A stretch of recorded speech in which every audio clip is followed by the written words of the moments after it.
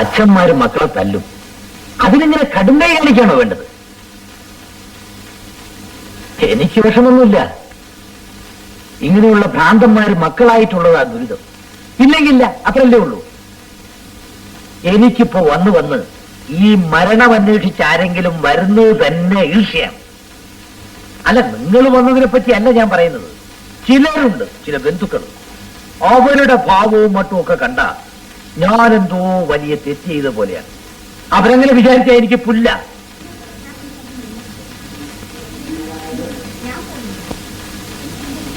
ശാലിനി, ഒന്നങ്ങോട്ട് വരൂ, സ്റ്റാഫ് റൂമിലേക്ക്.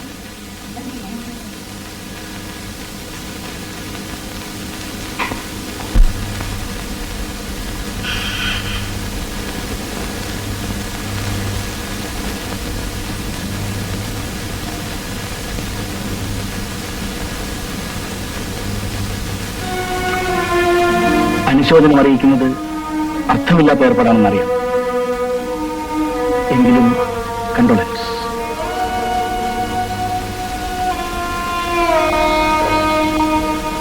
ചേട്ടനെ ഞാൻ പരിചയപ്പെട്ടിട്ടില്ല.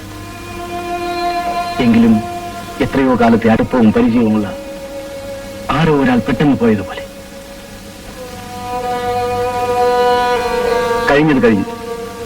പക്ഷെ ഒരു കാര്യം ശ്രദ്ധിക്കണം. ഈ സംഭവം പഠിത്തത്തിന് ഒട്ടും ബാധിക്കരുത്. പരീക്ഷയാണ് അടുത്തു വരുന്നത്. എനിക്കൊന്നും പഠിക്കാൻ പറ്റുന്നില്ല. എനിക്ക് ആകെ ഉണ്ടായിരുന്നത് എന്റെ ഏട്ടനായിരുന്നു.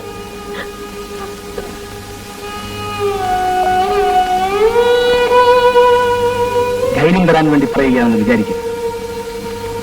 എന്റെ അമ്മ മരിച്ചത് എന്റെ MSc ഫൈനൽ ഇയർ എക്സാമിന്റെ തൊട്ടു മുമ്പാണ്. ശാലിനിയെ പോലെ എനിക്കും ആകെ ഉണ്ടായിരുന്ന എന്റെ അമ്മ മാത്രമായിരുന്നു. അച്ഛൻ എന്റെ കുട്ടിക്കാലത്ത് തന്നെ മരിച്ചുപോയതാണ്. അമ്മയുടെ മരണം എന്നെ വല്ലാതെ വിളിച്ചു. എന്നിട്ടും എങ്ങനെയോ ആ ക്രൈസിസ് ഞാൻ കടന്നു കയറി.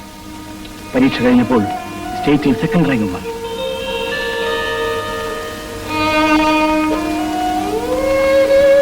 ഒരു ഷോക്കിൽ നിന്നും രക്ഷപ്പെടാനുള്ള ഏറ്റവും നല്ല വഴി മറ്റെന്തെങ്കിലും മുന്നിൽ മനസ്സൂന്നുകയായിരിക്കും. ശാലിനിക്ക് അത് ശ്രമിച്ചൂടെ? എങ്കിൽ ശാലിനി പൊയ്ക്കോളൂ.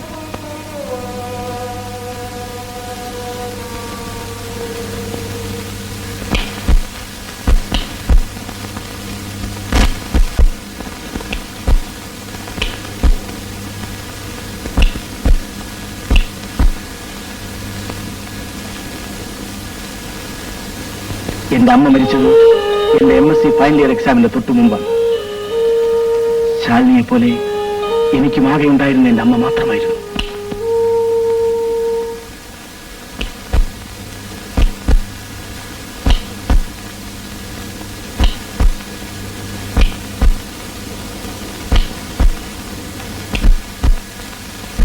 ഒരു ഷോക്കിൽ നിന്നും രക്ഷപ്പെടാനുള്ള ഏറ്റവും നല്ല വഴി മറ്റെന്തെങ്കിലും മുന്നിൽ മനസ്സൂന്നുകയായിരിക്കും. ശാലിനിക്ക് അത് ശ്രമിച്ചൂടെ? ഞാൻ ശ്രമിക്കാം.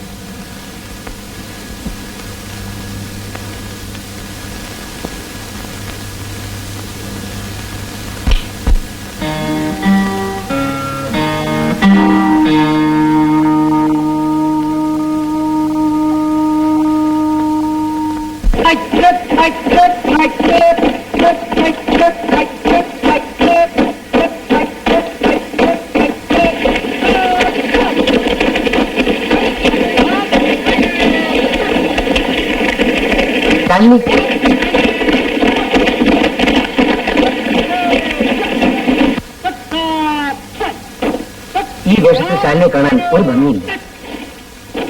ആ തൊട്ടിയിൽ നിർത്തൂടെ പ്ലീസ്?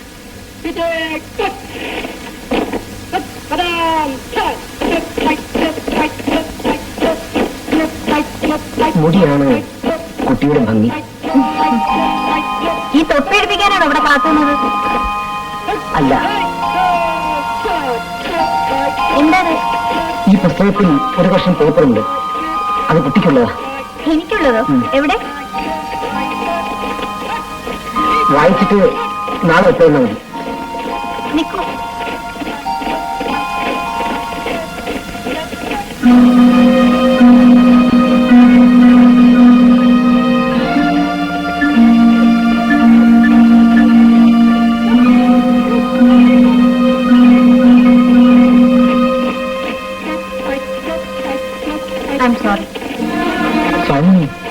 ഞാൻ വിചാരിച്ചത് കുട്ടിക്ക് എന്നെ അറിയാനിട്ടാണ്.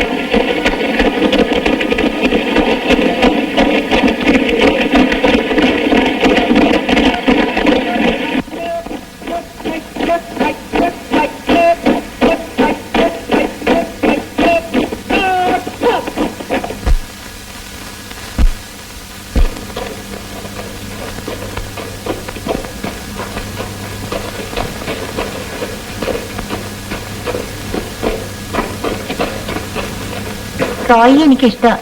പക്ഷേ അപ്പോഴെന്താ അങ്ങനെ പറയാനാ എനിക്ക് തോന്നിയത്. ഇപ്പൊ തോന്നുന്നു അങ്ങനെ പറയണ്ടായിരുന്നു എന്ന്. പിന്നെന്താ, നാളെ ആവട്ടെ മറുപടി വരാമെന്ന് പറഞ്ഞായിരുന്നോ? എന്നല്ല, ഞാൻ ആ പറഞ്ഞ രീതി അല്പം ക്രൂവലായോ എന്ന്. ഒരു ക്രൂവലുമില്ല, അങ്ങനെ തന്നെ വേണ്ടത്. നന്നായി.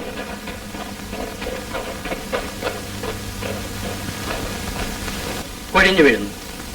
വിദ്യാർത്ഥി ജീവിതത്തിന്റെ മധുരോദാരമായ ഒരു ഇതൾ കൂടി വാടി വീഴുന്നു. ഈ കോളേജിനോട് യാത്ര പറഞ്ഞു പോകുന്ന എല്ലാ സീനിയർ വിദ്യാർത്ഥികൾക്കും യാത്രാമംഗളങ്ങൾ നേരാൻ ഞാൻ ഈ അവസരം ഉപയോഗിക്കുകയാണ്. ഇനി ഒരിക്കലും പരസ്പരം കാണുക പോലും ചെയ്യാതെ എന്നേക്കുമായി പിരിഞ്ഞു പോകുന്നവർ നമ്മുടെ ഇടയിൽ.